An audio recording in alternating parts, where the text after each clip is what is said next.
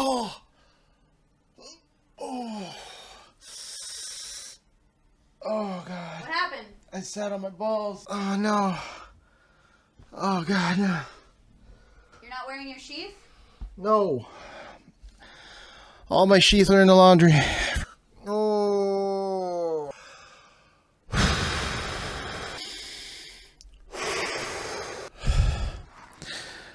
Stop sitting on your balls. Get Sheath Underwear. Buy enough so that you never run out or have any in your laundry. Go to sheathunderwear.com. Use my promo code RRBG and save 20%. Trust me, this is the worst. So yeah, I'm glad we finally are putting this together. I mean, you and I have been going back and forth for over 2 years, a year and a half. Yeah, fucking long time. Fucking real long time. So it's fun to finally sit here and nerd out with you for a bit. I love the couch behind you, first of all. Thank you. Yeah, it came with my wife. She it was a bonus add-on purchase with the wife. Yes, exactly. Came with fucking bougie ass furniture. You can see there's a fucking eagle matching chair. Yeah, there's a fucking hand carved eagle on top of it. My IKEA furniture has no eagle. Yeah, man. I would see the thing is though is that like I'm super into like really sleek, minimal, modernistic like design.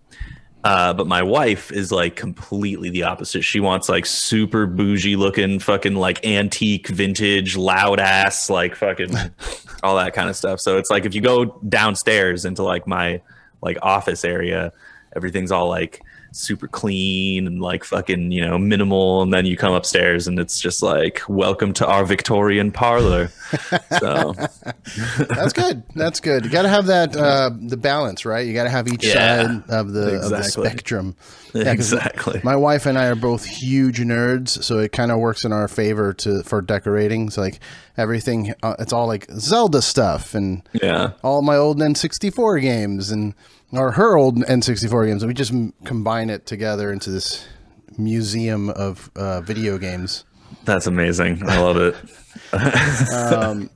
So I'm going to leave all this in. So what's up, everyone, and welcome to the RRBG podcast. I'm here with Riley McShane of Allegaeon. Am I saying that right? Allegaeon?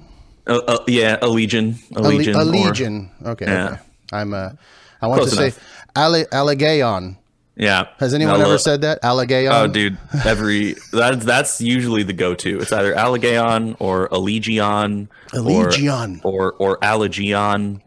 Allegaeon. Very, very few people are just like, oh yeah, Allegaeon. It's just like never the first time. Was that intentional? I'm just dude. Okay, so the band, fun fact, long before I was in the band, they in like 2006, I want to say, they were called Allegiance. And from what I've been told, they got hit with a couple cease and desist orders.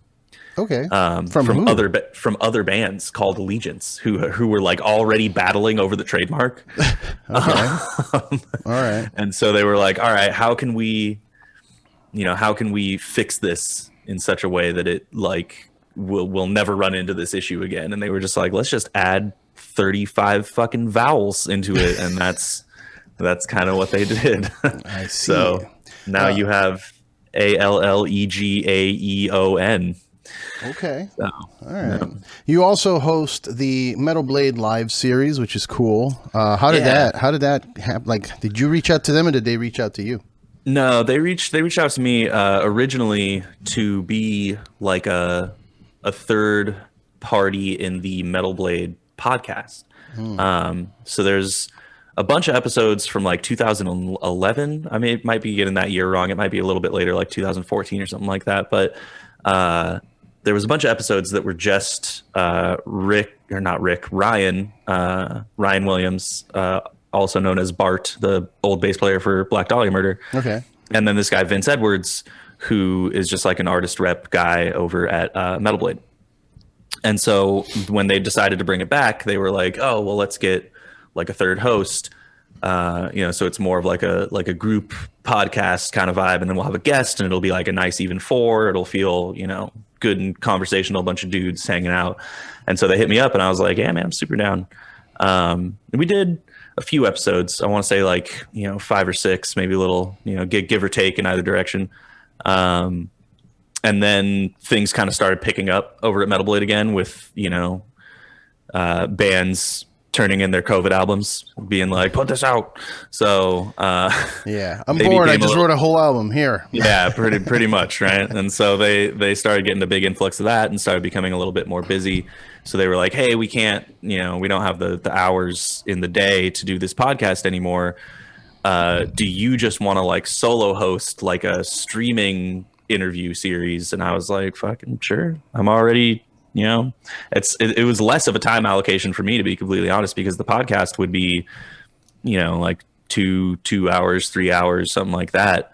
And this Metal Blade live series is just like, 30, 45 minutes because it's in a live setting. It's got that stream vibe. It's, one-on-one, less people talking about stuff. So worked out. But it's been a lot of fun, man. I've got to talk to a lot of people that, I've learned a lot from, and it's been a really cool experience, from an artist perspective, as well as from just like a host perspective.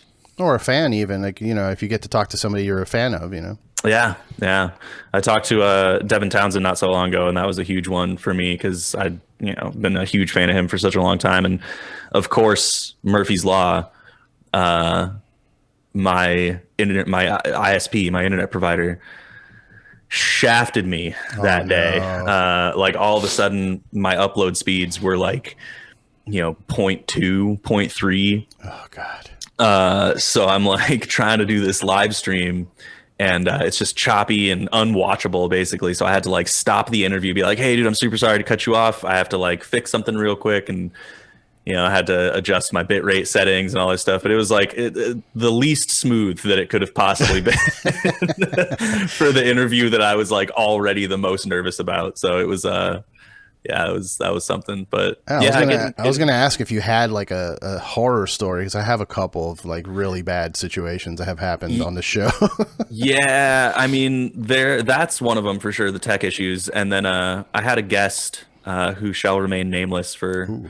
For the sake of me not getting in trouble, but he was pretty difficult. He was very, very much of like a downer kind of thing. And like, I do what I can to try to keep the air light and all this kind of stuff, but he's just a very politically motivated kind of guy. And, it was what it was, but it was tough. It was tough to like get through that one. 'Cause that's the thing, is that it's like, if it were just me, right, I'd be in a more of a position to be like, hey bro, could you just like shut the fuck up? Like, could you just like could you like, stop being such a dork? Like, could you just fucking come on? But it's like I'm representing Metal Blade, right? You know what I mean? So it's like I can't do something that could cause blowback on them. And especially since like a lot of my guests are like Metal Blade artists or like industry people that Metal Blade has good relationships with. So it's like I can't necessarily like let my poker face down and be like, hey bro, you need to stop. I just kind of got to like roll with it and like keep the party going and keep everything, trying to direct conversations away from, controversial topics and all that kind of stuff. So I think that, that particular interview took a lot for me to, do all of those things. So people don't realize what an art form it can be to be a podcaster. A lot of people, everybody's got a podcast, but not all of them are interesting, because that's very true. A lot of people don't know how to hold a conversation. They don't know how to steer that like, the ship is sinking. How do we fucking make it to shore? What's happening here? I've had that a couple times where I'm just like, oh, this is terrible.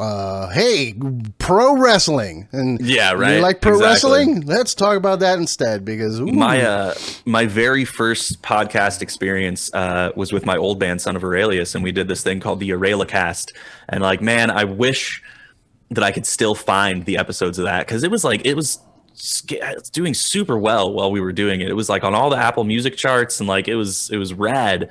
But we had like an outline, like a page of just like, okay, this is what we're gonna like. Here's our talking points, and here's like our beats that we're going through, because it's like a bunch of dudes, drinking beer and smoking weed, just kind of shooting the shit, and it's like we had to have something to like some kind of reel us structure back in at some point, and it's just like, all right, you guys, this is getting like way too off the rails.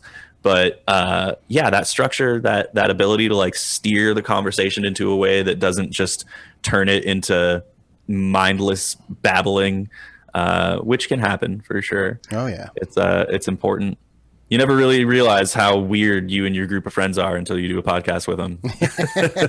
Yeah, man. I mean, I usually have I'll have in front of me my notes that I from research that I've done of whoever the guest may be. And then I always pull up the wiki page and the social media page and some other stuff just to have that. But I also don't want the podcast to be this regimented thing. I get a lot of PR people that hit me up like, hey, the album's coming out, but can you only talk about this? And, you only have this much time. I'm like, I don't like that. I want to do a conversation. I want to have, a one-on-one with somebody. And then I have the notes in case that, the derailing happens. Exactly. The ship starts sinking. I'm like, whoa, wait, see here, you have on Instagram a cat. Tell me about that cat. A lifeboat. Yeah.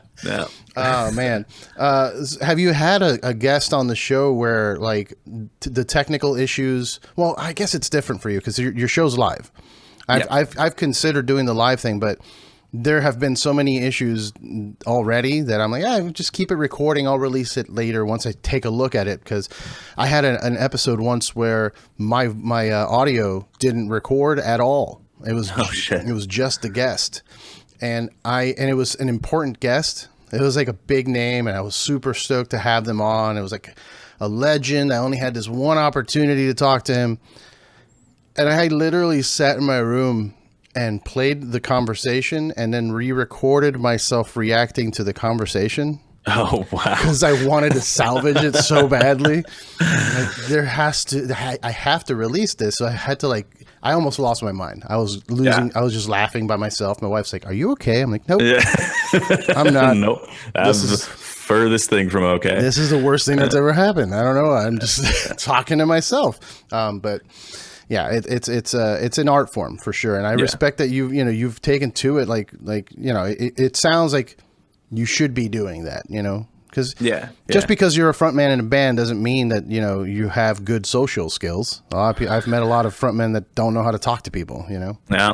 I mean, especially in a genre like metal, where it's like most people get into it to have an outlet because they don't have such a thing in like their social group or in their family dynamic or whatever it might be. Like most people get into metal from a performing side to like get some shit that's inside out. Right. So, a lot of those people might not be social butterflies. Exactly. Yeah. It's like therapy. I've tried to explain this to some of my friends because I have friends that don't listen to metal and they're like, how can you listen to that all day? Doesn't it make you angry and violent? And I'm like, no, it's how I get rid of that. It's like the exact opposite. It's if I don't have that in my life, then I'm now I become a serial killer that goes out and murders people. You have to have that outlet of all these dark thoughts or whatever. It's like a sponge is kind of how I think about it. It's like, if you're the faucet, right? And you have all this shit that's like, that's all backed up and spilling out everywhere, right? Like you need to have some kind of sponge. Otherwise it's just going to get everywhere and it's going to affect all these different parts of your life. And like, music of any kind really can be like that sponge, that kind of thing. But it just kind of depends, different sponges for different jobs. Like if I'm feeling like sad or something like that, I'm probably not going to go listen to brutal death metal. I'm probably going to listen to something a little bit more laid back, much as if, I had a bunch of stuck on shit on a pan. I'm not going to use a regular sponge. I'm going to use like a Brillo pad. Right. Yeah. But it's having those like absorbing materials is important. You know what I mean? I wouldn't try to do a sink load of dishes with my bare hands, much like I wouldn't try to, process my emotions without, something relatable. And whether that's music or art or, even just like interpersonal relationships, like those things are always there. And so it's always kind of boggled my mind when people are like, bro, how do you listen to this without it affecting you negatively? And I'm just like, I don't know, man. How do you talk to your friends without it affecting you negatively? It's the same shit. Like, my wife put together a feel good list for me. So, because I tend to have days, everyone does. Yeah. So I'll have days, and she's been with me long enough now to know, like, I don't even say anything. There's not something that happens. Like, I don't like yell, or it's just something she could see in my face. So as soon as like it starts happening, she just puts on the playlist, and there's songs there that are, no matter what or how I'm feeling, they will cheer me up.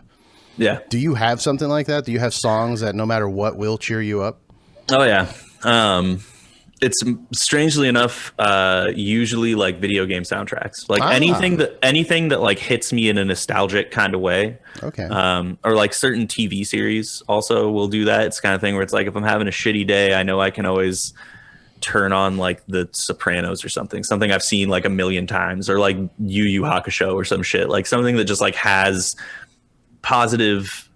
Sopranos doesn't have positive vibes though. I know, not positive. I mean positive, like what's the fucking word I'm looking for? Like affiliation with the memories that I have with it. Right. It's like, when I first watched that show, it was like during a time in my life that I look back on fondly. You know what I mean? It was like when I was first starting to date, my now wife, and like, I living with some super sick homies up in Santa Cruz. Like it was a mostly good time. I think I had just joined Allegaeon, or was like just about to join Allegaeon when, I was first watching that show. So it's the kind of thing where it's like, I have a lot of memories that tie in with, that show as like a positive experience. Okay. And then like, yeah, same thing for video games. Anything that really hits a good like nostalgic button. It's like, if I'm feeling shitty, I can always listen to like a Final Fantasy soundtrack, or like a like first or second gen Pokemon soundtrack, and like, get those warm and fuzzies. So sure. What's your favorite Final Fantasy? Such a loaded question, man. I have my let me preface this by saying, like, okay, hold on. What was your first Final Fantasy? 7. 7 was my first one. Okay. 7 was my first one for sure. But I feel like I should preface this, conversation by saying my entire back is a Final Fantasy like concept art tattoo. Like it's all Yoshitaka Amano stuff. I have a Yoshitaka Amano tarot card set right in front of me here. Nice. I am. Hey, look. Check this out. Oh yes, that's Ultros, right? Yeah, Ultros. Yeah, Ultros. Hell yeah, yeah. I have I mean, even the ones that aren't on my back, I've got like Buster Sword with Meteor right there. This is Anima. From, from 8. 10. Sorry, 10. Yeah, from 10. I have a Moogle right there. Very nice. And then my whole back is Final Fantasy thing. Like, so it's by far my favorite video game series. So picking a favorite is like, who's your favorite kid kind of thing. Like okay. But I think I like certain ones for different reasons. Like I 7 is always going to hold a super special place in my heart because it's the first one I played. It's like what really got me into the series.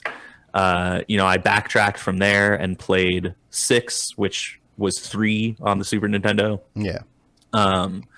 Very similar to 7 in a lot of ways as far as like story and structure and stuff. It's so weird that they did that with the numbers. Like, why would you skip? I guess because they didn't want to bring over the other games from Japan. Yeah, it was because of import stuff. It was like, this is the 6th game, but it's only the 3rd one that's come out in America. Right. So like they released 1 Final Fantasy, right? And then in Japan they did 2 and 3, and then they did 4, which sold super well over there. So they were like, all right, well, let's bring it over here, and released it as Final Fantasy 2.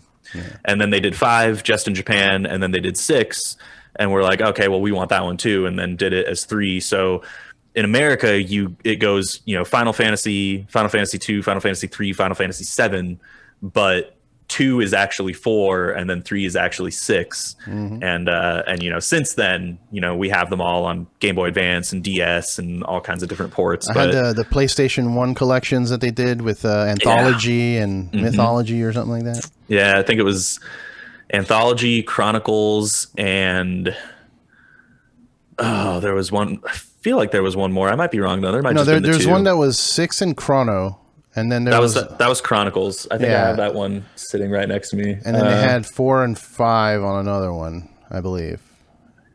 Yeah, I think that was Anthology. Yeah, and then I think that was it. I think they just did those two.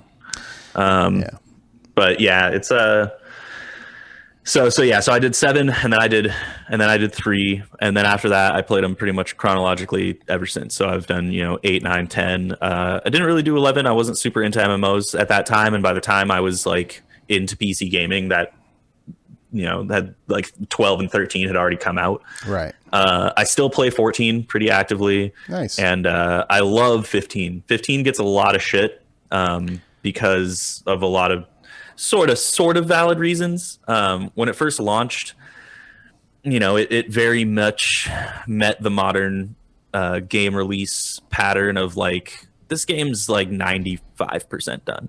It's not quite all the way actually done. But then what they did, if you play through the story, it's centered around 4 characters. Like, your party is these 4 guys that never change. And if you play through through just the main game, there's these like chunks of time where you'll be without something, or like something really drastic will happen to one of them, and you'll just be like, what the fuck, how did that happen?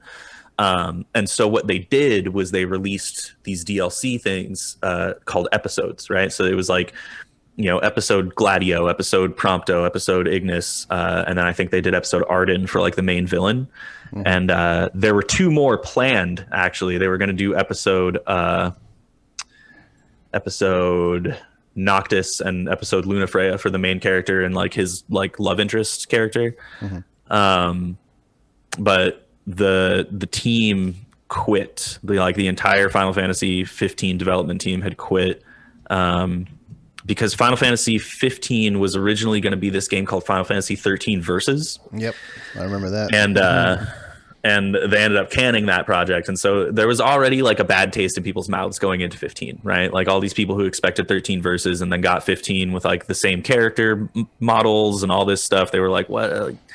So then it came out and there were these big chunks of time missing, and the battle system hadn't quite been perfected. So it was like you could just hold circle and pretty much get your way through the game.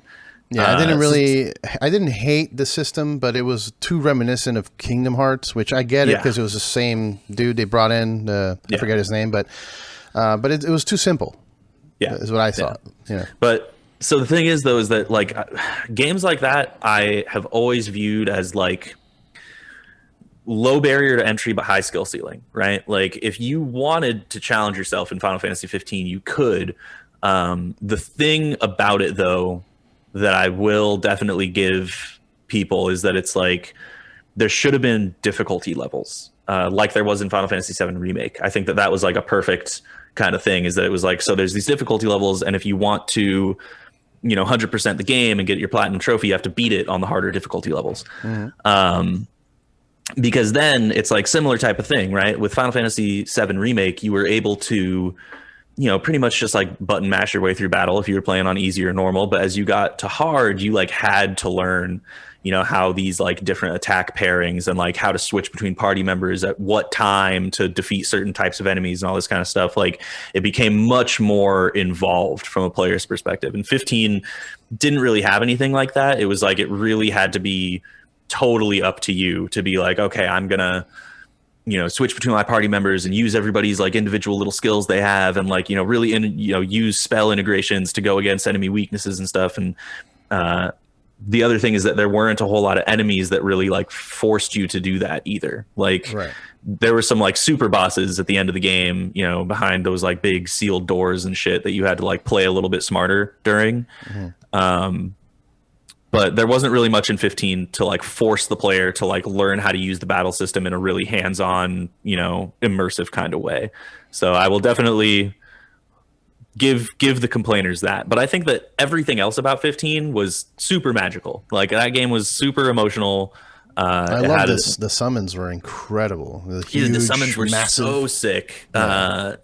And it was cool that it was like they were situational summons. Like I thought that was a really cool thing. So it's like you couldn't just cheese Ifrit all the time. Like you had to meet certain criteria within a battle to be like, okay, I'm gonna, I have this summon option pop up now. And so that was another cool thing about it. It's like, oh, I wanna summon Shiva in this battle. I have to like do these certain things within the battle to get that option to pop up. So yeah, I loved the story. I loved the characters. I love the dynamic that the party has with each other. The world itself is my favorite Final Fantasy world. I want to say that it's based in, it might not be based in Ivalice. I read something about that. There was some kind of connection there. Yeah, so it's like, well, okay, because you have Tactics and 12 are for sure like based in the same world, like same like kind of timeline type of thing. Yeah. And then Type 0 HD is also in that same world. And I want to say that 15 is, but I might be talking out of my ass on that one. I feel like there is some connection, like, but just way ahead in time or something. I don't know. Yeah, it's like it follows the very like, there's a crystal and there's these warring nations and all this kind of stuff. Like, yeah, because that's the other thing about 15 is that it's like they had the movie Kingsglaive, and then they had like the Final Fantasy 15 Brotherhood anime, and like there was like so much that went into the lore surrounding the game. And I think that's why I really like 15 and why it's like pretty high up on my list as far as my Final Fantasy experiences go, because it's like, very much like how 7 is, right? 7 had 7 and Advent Children and Dirge of Cerberus and G-Bike and like all these different things. Crisis Core, yeah, all these different things that like contributed to the lore of like the main game and the world that the main game presented. And I think they realized what a good model that was with Kingdom Hearts. Even though Kingdom Hearts kind of bummed me out because it was just like I didn't play a bulk of the games between 2 and 3. So then when I fired up 3 and started watching the opening cutscene, I was just like, what is happening? Don't worry about it. What is going on here? You're all green, by the way. Oh, that's super weird. There we go. Yeah. Is it still green? No, it's not. It's green. It's fine now. That's good. Okay. So yeah, we were Final Fantasy. I think with 7 Remake, I think they mastered that combat system that they had in 15. Like it's similar, but I love that they integrated the old school, the menus. You can slow everything down, and I'm hoping that they take that into 16 and do something similar with it. I would love to see 16 because 16 also looks like it's based in that like 12 Tactics Type 0 kind of timeline. I would love to see 16 be like an expansion of how 12 worked, because I love 12. Yeah, 12 was pretty good. 12 was also one of my favorites because it was like really immersive. It had, and I think that was a turnoff for a lot of people, is that it was almost too much.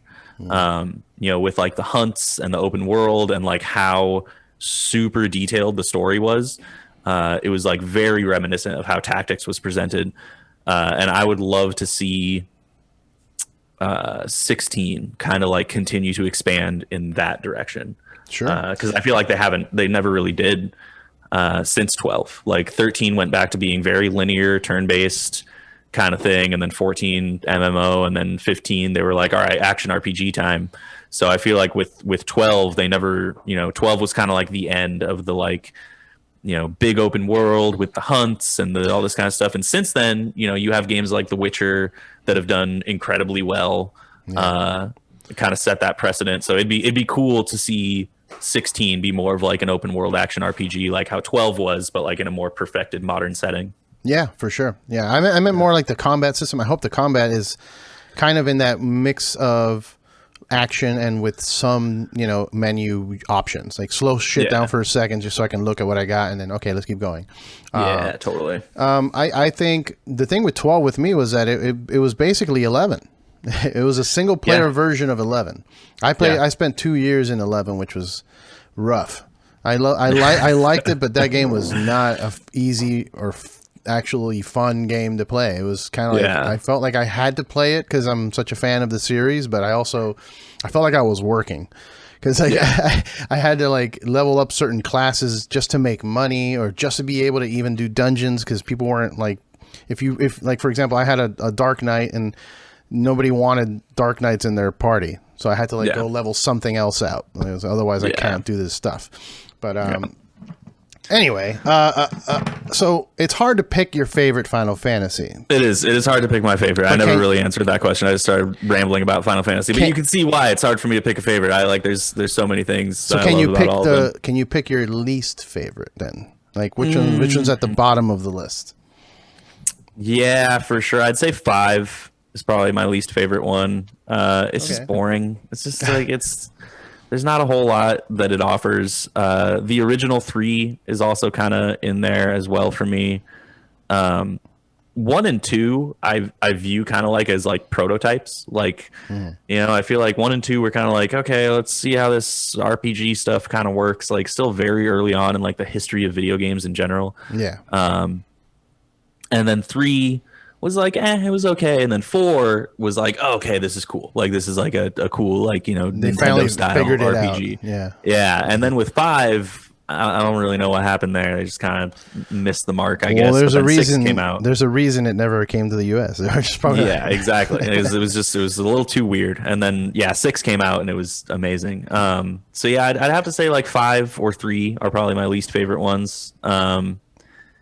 If I had to give a top 3 for my favorites, man, that's tough because it's just it's I'd have to give a top 5, like 7, 7 in no particular order, 7, 10, 9, and 15.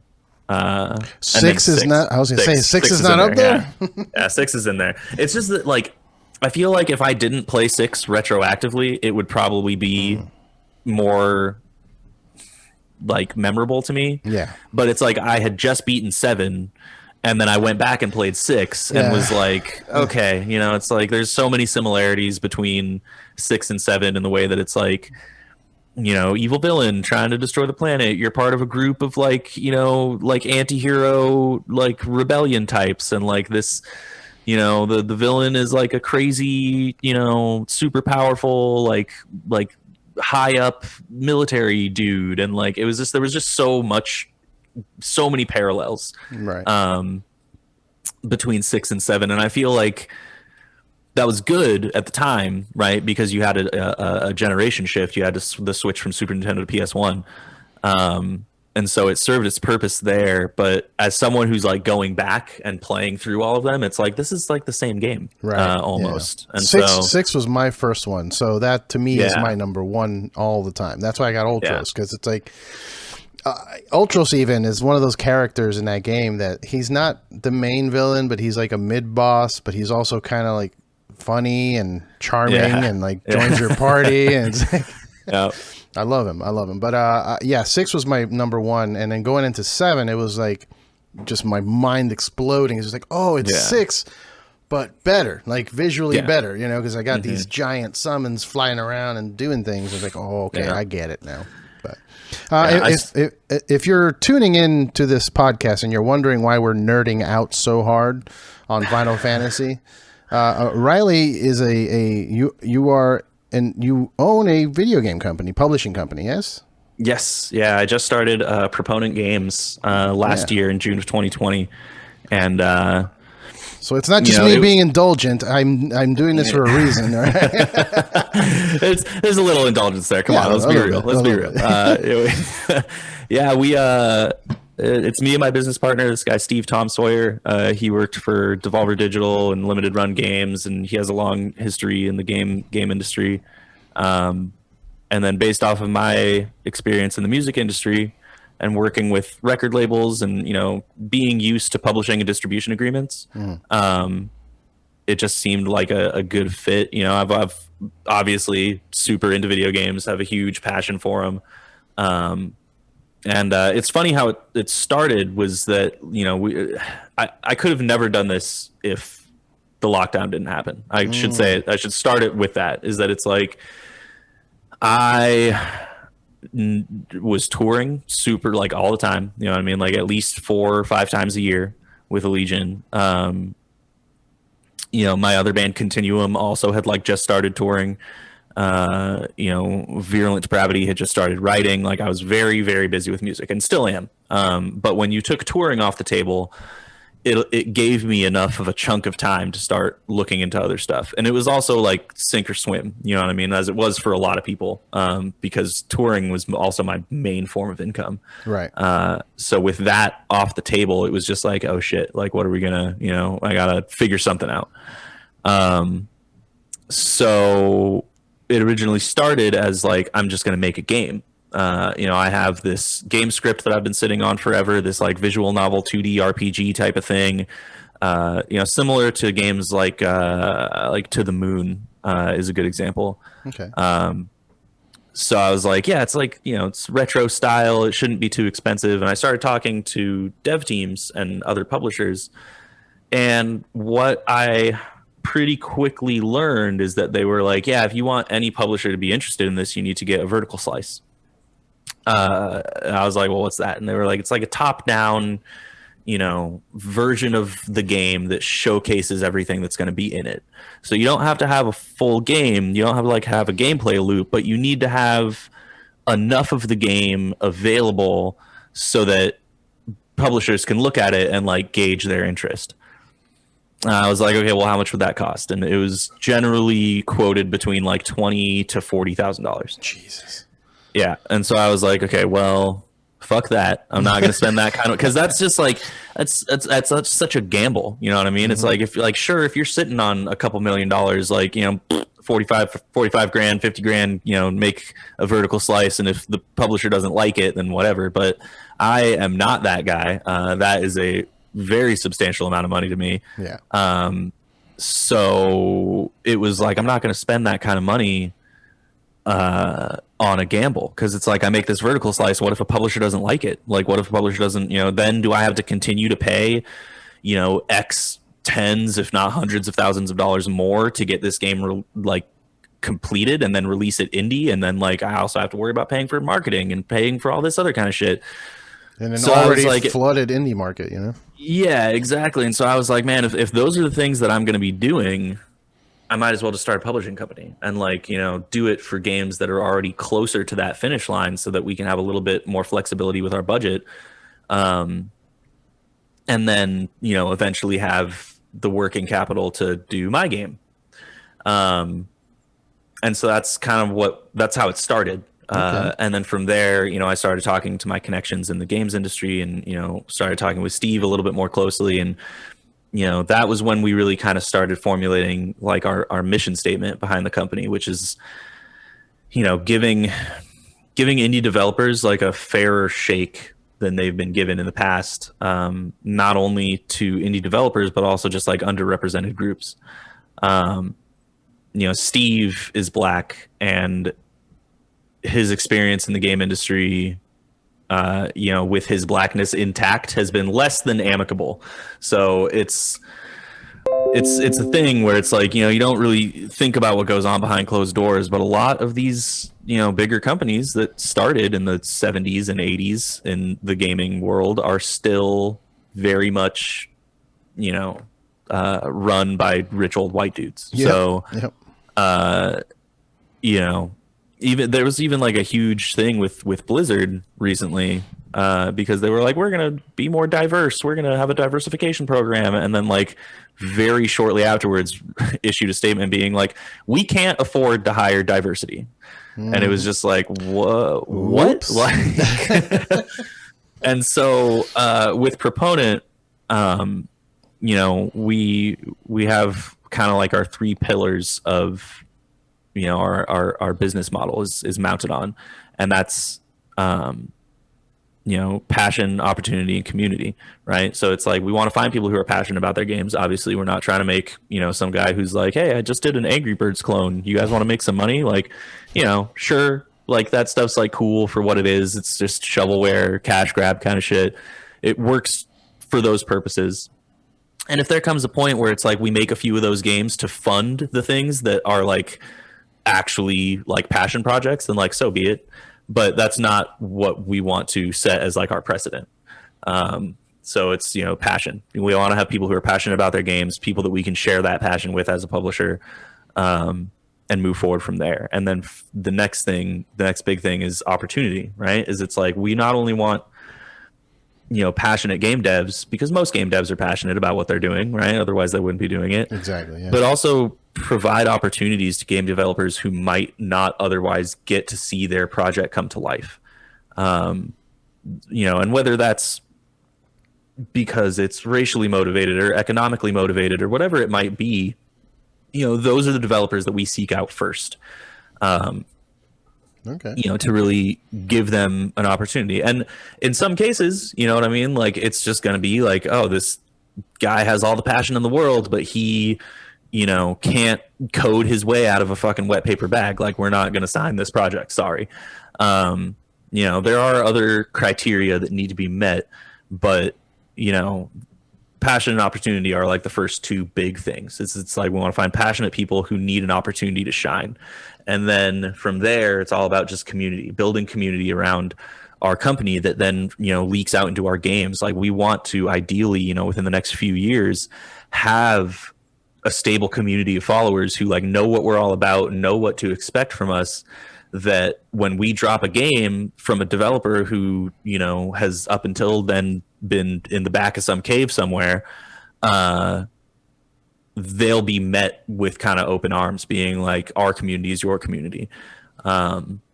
So that's kind of like our mission statement in general, right? So it's a little bit more detailed and in depth than just like, oh, yeah, I started a game company because I love video games. Like, obviously, sure, that's the springboard, right? But then everything that comes after and everything that we've kind of like dove into at this point is has that mission statement backing it and behind it. So, well, I mean, It's a worthy venture, I would say, and especially nowadays where gaming has kind of become this huge thing. Like, I mean, I've been playing since ColecoVisions when I was a kid, so to me it's always been a big thing, but it's becoming a big thing in like pop culture and in general. More people are accepting of it. I when I was in high school, I was the nerd for playing video games. So now it's like, oh, look at E3 and these massive, like, you got Andrew WK doing award shows with, it's definitely grown since then. And I mean, it's a $1 trillion industry. Like, one of the things, that I saw when going into this, was that the Q1 shift in revenue and software sales between 2019 and 2020, and granted, COVID coming on during Q1 2020 had a lot to do with this. But just in software sales, there was an increase of, I believe it was like 9.2. It was like 9%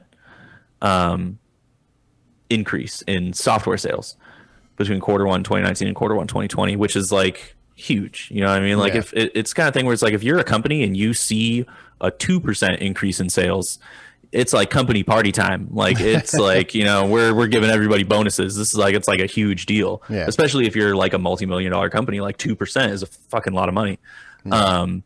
And so it was like, it was a 10.2% increase that sang to the tune of $9.6 billion. Jeez. And that's just in software revenue between, Microsoft, PlayStation, or Microsoft, Sony, and Nintendo, and then PC sales as well, like via Steam and Epic and GOG and all that kind of stuff. But that 9.6 billion figure is just the amount of money. That's just the increase amount, you know what I mean, between 2019 and 2020. That's not like, oh yeah, in 2020 games sold $9.6 billion. In 2020 games sold $9.6 billion more than they did in 2019. So it's like, it's huge, you know what I mean? And it's like, if you look at it that way, it's like, okay, well, what is 9.6 billion 10% of $96 billion? Like, it's wild. And that's just one quarter, you know what I mean? So it's like, there's so much money going around in the games industry, especially at higher levels in the, top tier thing. So, it would be dishonest of me to say that wasn't, partially a little bit of a motivator to get into the games industry, is that just the insane amount of money that's floating around in it. So there's money in it, but it's also, there's a lot of work. I mean, there's also a lot of when you get to those that kind of money, there's also a lot of politics. Mm-hmm. And I can imagine it's difficult for a small publishing company that just started to get their position at like an E3 or at a video game award or at a PAX or whatever it may be. Well, I mean, it's less of a challenge to get in the door at places like that than you might think. It's just like you just have to pay for a booth, just buy a booth space. Okay. But those booth spaces are, incrementally priced to be more accommodating towards, it's like, oh, do you want a whole section on like this particular part of the floor? Yeah. That's going to be $1 million. Like it's, for companies like Square and, something like that, like the Square Enix booth at every E3 you go to is huge. It's like, a gigantic like thing that's got like a shop inside of it. It's got, oftentimes Nintendo will have like an entire room like off to the side of the thing. And those obviously cost a lot of money, but they're companies that have been around for a long time and made a lot of money so they can afford it. Whereas with a company my size, it would be like, oh, like give us a few grand and we'll give you a booth, but you're going to be in a row of booths, right? A bunch of other indie kind of off to the side, yeah, for sure. So people have to stop and look at you. Like most of the time, they're just flying by to go see the next big, Call of Duty reveal or whatever it is, Yeah. So it's easier to get in the door. It's just, it then becomes really up to you and your team to like really take advantage of like that networking opportunity. You know what I mean? Like go to all the parties that are being held, like go to all the events, try to sit in on panels and ask questions, try to like really take advantage of the time that you have that you're there. And I think that a lot of people don't realize, from a fan perspective, when they go to E3 to like just be at E3 and see the cool stuff, that like a lot of the events are structured around industry networking. Oh yeah. So, it's just all about how well you can do all that kind of stuff and the people, and, fortunately over at Proponent, we have a really solid team of people who have worked on a lot of really good games. Like I said, my business partner was with Devolver. He worked on games like The Messenger and Shadow Warrior 2 and Enter the Gungeon and all kinds of stuff. The guy who's running our PR is this guy named Zach Gunnell, who works closely with Konami and Square Enix, and he's a Suda51's like main PR guy. He just worked on that No More Heroes 1 and 2 combo pack for the Switch. We have additional PR teams that are, have worked on like the guys we're working with right now. This PR company called Team Critical Hit, a bunch of great dudes, just did the Skull the Hero Slayer release in the indie world. So we've made sure to make our team, full of as many people that will give us a little bit of a competitive advantage, right? So it's not just like a bunch of fucking nobodies starting a game company. With my history in music, I'm not a fucking celebrity by any means, but it's like I'm a little more well known in certain circles than other people might be. So it's like we have, my history in music with Steve's history in video games, and then this like team of really well experienced, well-rounded, publicity professionals and all this kind of stuff. So I think that, once conventions do come back, we'll be presented with a little bit more opportunity than some other smaller companies, just based off of the merit of the people that we've surrounded ourselves with. Mm-hmm. But you're right. There is a lot of, it's very saturated. It's what's called a red ocean in marketing terms. Is that it's like, you want to release, a big fish into a blue ocean, right? Like do a game that's super sick that not a lot of other people have done, because then, the sharks, aka the consumers, are going to just flock to it, right? But if you just throw another piece of fucking meat into this red ocean where everybody's already swimming and eating and doing all this kind of stuff, like it's not going to make much of a difference. So, we definitely want to, it's like you said, like you were saying, it is a very saturated market, the indie games community right now, especially with COVID. Being intact, it's just like everyone's releasing games. So it's, it's a challenge for sure. But I think that, cutting our teeth as a company during this time versus any other time is going to make the next few years so easy. Yeah. Yeah, for sure. I wonder if E3 is going to go back to the no public model after, COVID. Just to reduce the number of people, because I remember the no public times being much better. Yeah. The public. I remember. I think it was 2019 or 18 that somebody stole a bunch of consoles. Like they were stealing shit from there. Like really? Are we that much? Like are we animals? Like what's going? Yep. Yeah. That's the thing, man. Is it's like when you take something that gained notoriety for being limited access and then just open it up to everyone. You're gonna get a lot of bad shit happening. It's it's weird. That's a weird thing, and it's such a double-edged thing, and it goes for everything because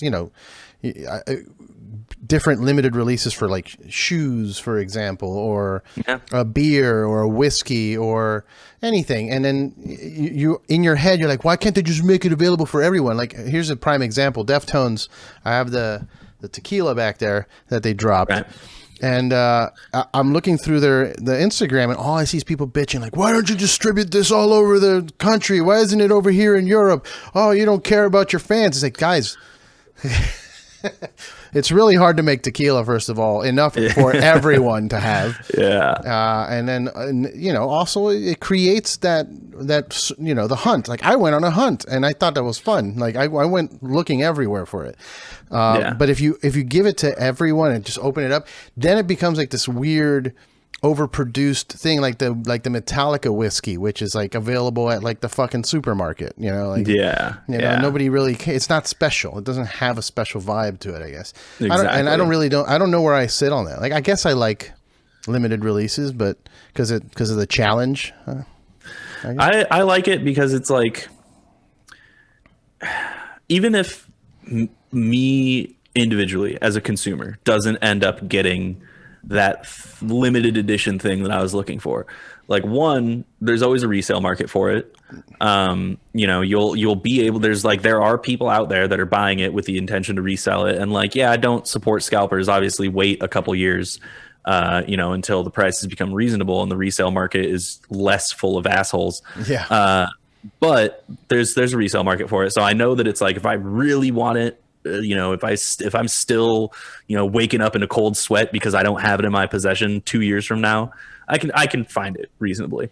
And two, those kinds of things work so well to drive people to certain bands or brands or products. And in most cases, especially with, like shoes and shit, things like Nike, like they don't need the additional, like push from a limited run item. But a lot of other people do, right? Like if a band does something like that, a band that's like smaller than Metallica or Deftones, for example, it's like that gives people reason to talk about that band. And all of a sudden it's like, this band who maybe was lesser known before they released their cool like beer collaboration or whatever, now has more people from a different audience looking at them. And I think that that's, obviously a good thing. Sure. So it's like, I support limited run stuff for those two reasons particularly, is that it's like, I know I'll be able to get it again if I want to. And it really is helpful in, helping smaller companies or brands grow. But I won't lie and say that there's definitely some items that I've missed out on that have made me the type of person who is like, oh, this is available for pre-order, I'm going to get the collector's edition right now. Right. Right. Yeah. So. I've definitely dropped way too much money on certain games. I think my wife and I dropped $150 on the Fallout 76 collector's edition just so we can get the giant helmet that comes with it. And then the game ended up being a clusterfuck when it not great. But you have a giant helmet, so that's, look, and you know what, man? I don't know if maybe I'm just dumb. I had a blast with it. Like my wife and I enjoyed the hell out of it, and then it kept getting better and better as they kept patching it up and releasing stuff. And the same goes for Cyberpunk. All of my friends are trashing Cyberpunk. Oh my god, the game's garbage. All the bugs and this and that. And I'm like, dude, my game crashed once and it was my fault. because I was going 260 miles an hour in a Lamborghini, and I slammed into this entire like cityscape with people and cars, and the game just went nope. Yeah. I don't know. I have my issues with Cyberpunk, and it's not because it's buggy. You know what I mean? Like it's a new game, it's a new AAA game, and all this kind of shit. But it's like, dog. Okay, so not only did they delay its release by like over a year, you know what I mean? Like it was supposed to come out, and then they delayed it and delayed it and delayed it and delayed it. That is like, why you guys delayed it this many fucking times, and it still came out unplayable on current gen consoles. Yeah. Like, you know, because at the time, you know, it was right before PS5 and Xbox launched, or like it was right after. It was like right after, like a month after. So I guess, you know, last gen, not playable on last gen consoles, but not playable on the consoles that most people have. Like if you managed to get a PS5 or an Xbox Series, you know, you were fine. Or if you had like a high powered PC, then like, yeah, you were fine. But if you had a PS4 or an Xbox One, it literally wasn't playable at launch. It would crash during the opening cutscene, which was just like, it's still not available on the PlayStation Store. Yeah, it's not. Yeah. It was. That's how bad it was. Like it was unplayable to the point where like PlayStation made all this money, and they were just like, hell yeah, we just made a bunch in sales, and then had to give most of it back in refunds. So they were not happy. So that's my first issue with Cyberpunk, is it's like, don't delay something that much and then just like push it out before it's done. But I think that had a lot to do with politics and investors. I feel like they kept delaying it because even the developer was like, nope, it's not ready, and then they were like, well, fuck you, because we got Cyberpunk Monster Energy cans coming. Yeah, exactly. So there was definitely some industry factors that pushed its release. So there's, you know, it's like, yeah, okay, I won't hold it against them that much, but the thing that really gets me with Cyberpunk is that like it's not feature complete based off what was advertised, and that shit sucks. Like there was supposed to be like a train system, there was supposed to be this like active AI with like police interactions, there was so much shit that was advertised for that game that they were just like, nah, we're just not gonna put that in. It was like the opposite of scope creeping, right? Where it's like there's this thing, you know, for those of you watching who may not know, you know, these game development lingo, but scope creeping is when you're like, okay, here's what my game is going to be, and then the publisher or whoever gives you a bunch of money to make the game, and then you're like, oh, I need another 6 months because I want to do this thing, and then 6 months later you're like, oh, I need another 3 months because I want to do this thing, and it's like, bro, like this is not what we agreed on. You're scope creeping. You're increasing the scope of the game, you know, in an attempt oftentimes just to like keep the money coming in. But it was like the opposite of that. It was like they were like, here's this thing, huge immersive game, all these features, this is what we're doing. And then it came out and it was like, this is just a regular ass action RPG. Like there's nothing super special about this. And that was kind of the whole angle, is that it's like, yeah, this is an action RPG, but there's a ton of super cool special shit in it. And when none of that was present, and like still isn't present, and really has no plans of like being incorporated anytime in the near future, that's why I'm kind of like, yeah, fuck Cyberpunk. Not because it's not fun, because it is. It's a good game, and especially now that there's been a couple patches, the quality of life is definitely a lot better. But I'm just like, man, don't. If I fucking did a press release and was like, here's a 30-second teaser of this brutal death metal song, and you know, album's coming out in 3 months, and then was like 3 months came and was like, actually, just kidding, it's coming out in another 3 months, and then another 3 months, and then another 3 months, but you still have that 30 seconds to hold on to. Like, remember how sick that 30-second teaser was? And then finally released my album, and it was like country. I wouldn't have a fucking career. Like, why is it like, you know what I mean? And so that's kind of, it's analogous, and like I get that it's not the same thing, it's just an analogy, but I really try to like place that perspective on a lot of things. Is I'm like, what if anyone else tried to pull this shit, like fucking, you know? And so that's kind of my whole beef with Cyberpunk and CDPR. No, I totally get it. I mean, I respect that at all. Even as a fan of the game, I respect that because I get it.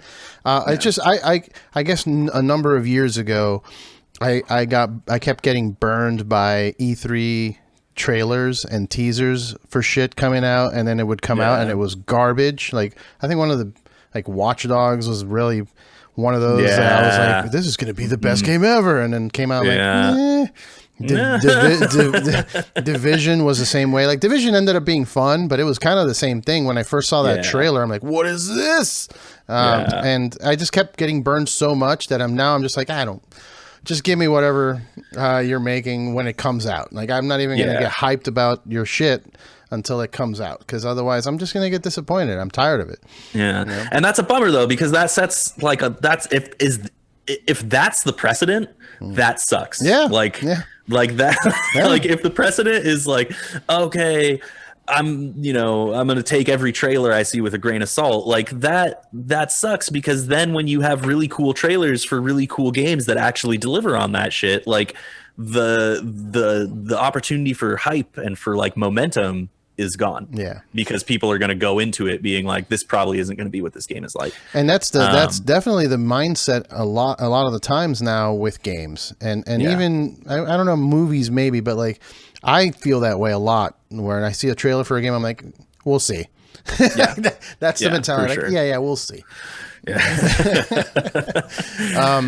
So let's talk a little bit about music, because I have another one coming up in a bit, but Allegaeon. I mean, during this time, I know you've been busy. You did the company, the video game company, and everything. But are you guys working on new stuff? Yeah, man. We're actually hitting the studio in just a few weeks. Nice. Going back out to Denver with Dave Otero over at Flatline Audio. Album is written.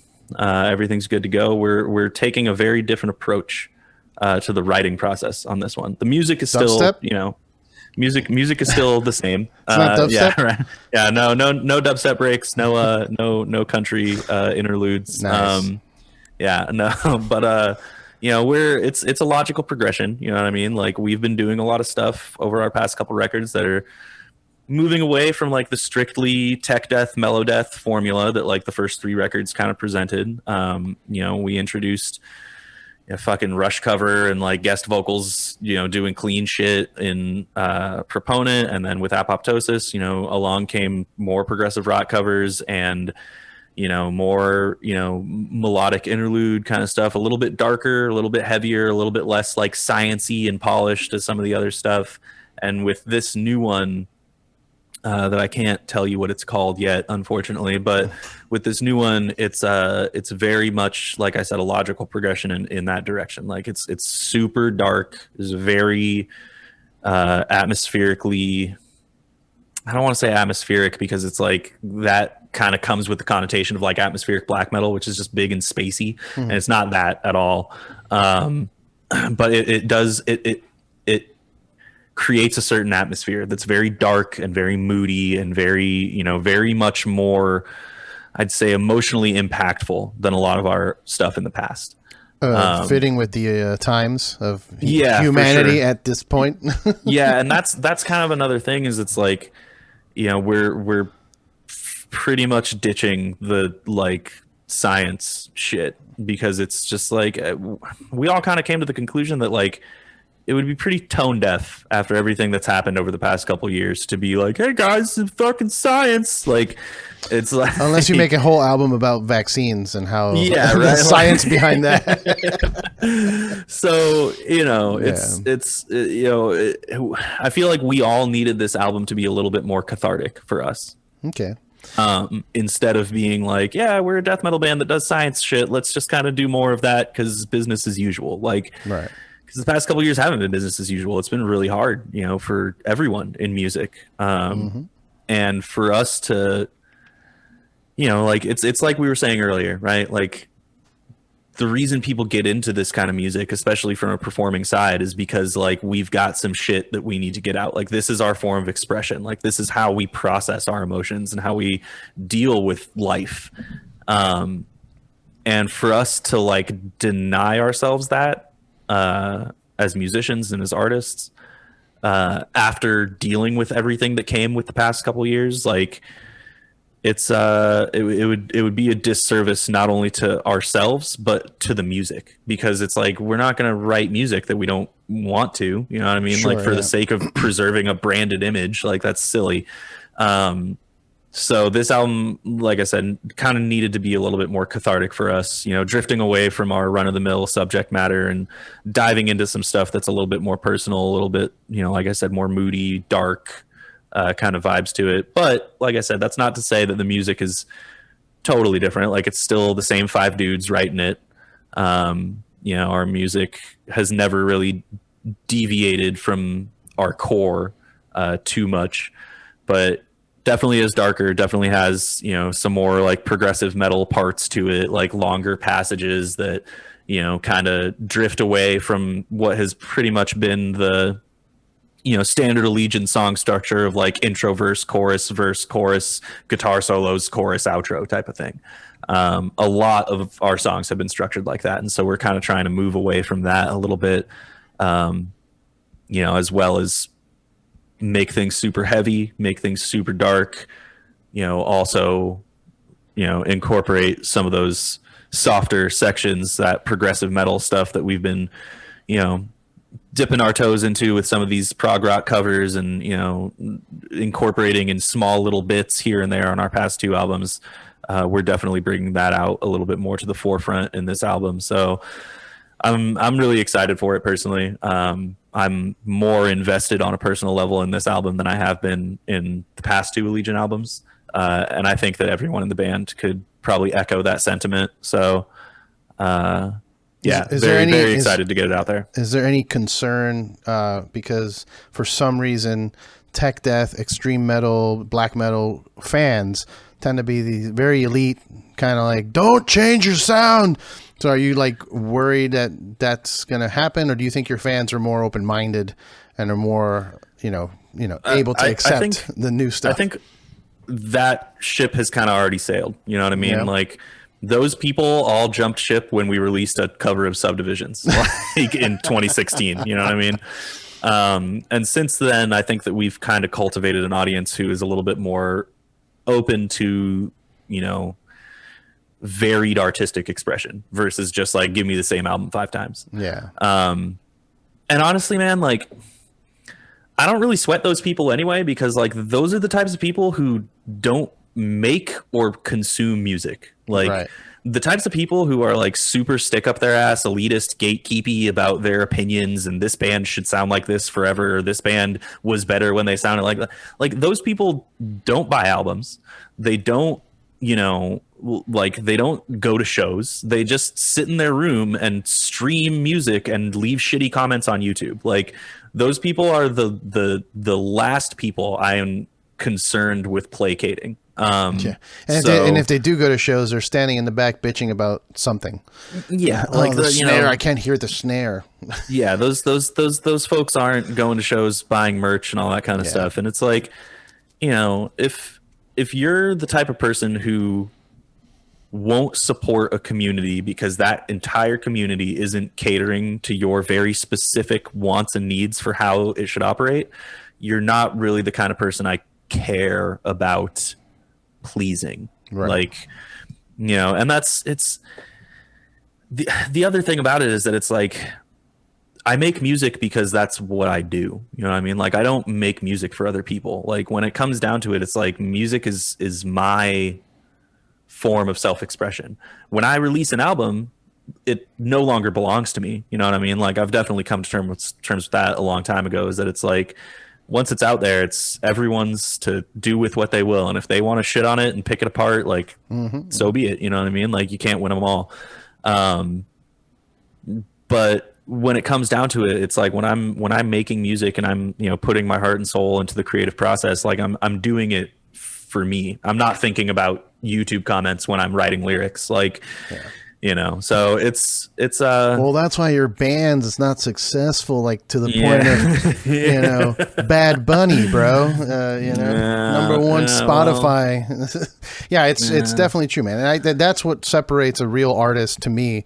And it's like, I smell the bullshit right away when it's the other way around. When a band comes out and I see, like, I get the PR emails with here's the video clip and the thing, and I play it and I'm like, they're singing about social media. I'm done. Click. Goodbye. I'm not into it. It's just the kind of thing, man, where it's like, I would rather be putting my art out there to a community of people that is that it will have an effect on. You know what I mean? Like I didn't get into death metal to make money. Like, you know what I mean? Like I got into this type of music to, you know, leave a mark and, like, you know, try to express the things that are inside of me to a community of people that it will resonate with. And that's the most important part. It's like, you know, and yeah, like when you get to a point where you're touring and you're releasing albums and you're doing all this stuff, like there's expenses and there's overhead, and you need to start doing business minded things, you know, releasing merch. You know, we started a Patreon 4 years ago and caught tons of shit for it, but like now it's a standard, you know what I mean? Tons of bands have Patreons. It's like you have to start doing things, you know, with business, the business side of things in mind. But like if that's your only motivator, is to like, I just want to make music and make a bunch of money and like pander to an audience, then, you know, you're very likely not going to get very far. And I feel like even in genres that a lot of metalheads kind of write off as being like, you know, in industry ran type of things, like pop music and, you know, a lot of hip hop and shit like that. Like I know tons of people in both of those industries, and they are all extremely passionate, like extremely talented, like have just as rich of a background in music and dance and songwriting as any metalhead that I know. You know, I think that it's like without that element, like success can't be found, because it's like you said, people smell the bullshit. Like people will see a project or an artist or anything that's trying to just like capitalize and be like, get the fuck out of here. Like no one's trying to do that. And, you know, yeah, it can get to a point once you've gone through all that and are like now sitting at the top of like a record label or a distribution company or whatever it might be, that it's like, yeah, you're thinking, you know, you're being business minded. You're thinking from a perspective of like, okay, this is something I want to do, but this is also my livelihood. How am I going to make money off of this? You know, sometimes you see like flash in the pan pop stars, or, you know, like there's countless like deathcore bands, for example. Sure. Back when like Sumerian was doing that whole thing, maybe like 8-10 years ago, where it was just like, flash in the pan, you know, make your money and get the fuck out of here. Yeah. You know, capitalizing will happen on anything that becomes popular. But, you know, that thing can't become popular in the first place without that element of like passion and like real investment on a human level into it. So I think that's where Allegion's at, you know what I mean? Is that it's like we have been, you know, a mid-sized band for a long time, you know, and we're always chasing, you know, more success and a bigger audience and all that kind of stuff. But we, you know, really want to just start operating this band on like that human level, where it's like we only want to make music that we all really give a shit about. And that's not to say that we haven't done that in the past, but it has sometimes been an afterthought based off of like, oh shit, well, we have this touring schedule we need to accommodate, or like, oh shit, we have these deadlines we need to meet. And now that we've had an opportunity to not have to worry about that stuff with COVID and touring being gone and all that, it's given us a chance to kind of like reassess how we make music as a group. And I think that the fruits of that labor are definitely the ripest that we've ever had. So very cool. Very excited. Yeah, man, that's exciting. I'm excited to hear it. I'm going to be 100% honest. I like what you guys have done, what you've released, but I'm not a big tech death metal guy. Like, I'll listen to it and enjoy it, and then that's it. I'll hear it maybe once again, like down the road if somebody mentions it. But I'm not like, it's not my everyday playlist. And as I get older, it gets softer. So it's like, oh, what am I listening to today? Oh, just some ambient soundtrack from the Utopia TV show. That's what I'm listening to. Hell yeah, that's where it's at, man. Yeah. So but you know, you guys are insanely talented, and I'm excited to hear that, you know, you're taking this direction, because that is something that does pull me back in, is when there's more of a personal aspect to it and like less like for when it comes to tech death metal and also even prog metal for me, and I've said this before on the show, like I acknowledge like Dream Theater, I acknowledge how incredibly talented they are. I'm not connected to that. Like it's more of a talent show. Like, hey, look how awesome these guys are. You know what I mean? Yeah. But when I connect, like more, deeply connect with like a personal aspect of it, that's when that's when it gets multiple plays for me. Yeah, absolutely. So I'm excited to hear that. I'm excited to hear you guys stayed busy during the pandemic and we're getting out of it. A lot more vaccines going around. Shows are being announced. I actually added a show to my calendar for the first time in a year. I was like, ooh, Between the Bird and Me is coming to California. I'm going to go. Oh, yeah. So it's exciting to see that because, I had a dip in the middle, right in the middle of the pandemic. I gave up. I was like, I think it was like Tesseract put out a live stream, and I was watching it, and I was just like, it like hit me like a punch in the face. Like, I may never go to a show again. No. Like, this is it. Like, this is it for the rest of my life. These fucking live streams, and I hate it. And but it's starting to the light is at the end of the tunnel, as they say. So I'm excited to potentially see you guys lives, see your hear music. I'm excited for all of it, and super stoked at your success with the gaming thing, dude. The Proponent Games.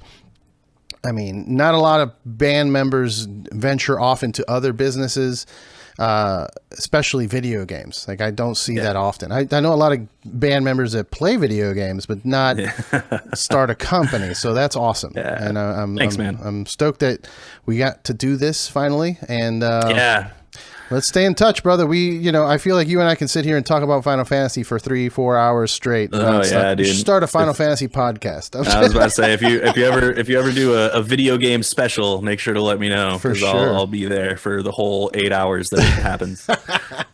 Awesome, man. Yeah, I appreciate you, and we'll be in touch. Yeah, man, absolutely. And so plug your socials for everybody that is watching and listening. Yeah, absolutely. My personal socials, just Riley _McShane on Instagram. Usually the best way you can find me. Stay updated. Obviously, my band Allegaeon, spelled Allegaeon. Oftentimes followed up by an official. So Allegaeon official on Twitter and Instagram as well. Facebook, of course. And then Proponent Games up there as well. Proponent Games across all social media platforms. All three things I mentioned are definitely going to be a little more active on TikTok as well moving forward. It's fucking where it's at, man. It's where everybody's hanging out. I started an account and I have one video on there. And I haven't followed up, but I gotta. I have one video of my grandmother reading Cannibal Corpse song titles. That's amazing. That's fantastic. But yeah, I definitely gotta. TikTok's where it's the fucking future, I guess.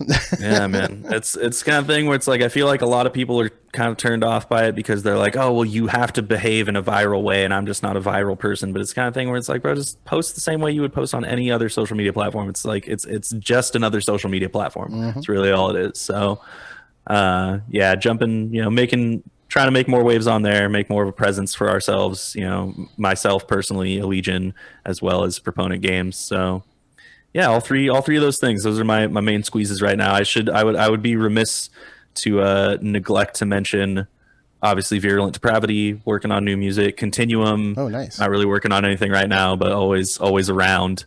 And cool. That's it. That's all my plugs. That's all I'm doing. Awesome, brother. Well, hey, take care of yourself. Take care of the wife and the kitty back there. And we'll be in touch, brother. Stay Absolutely, metal. Stay metal. All right. See you, bud.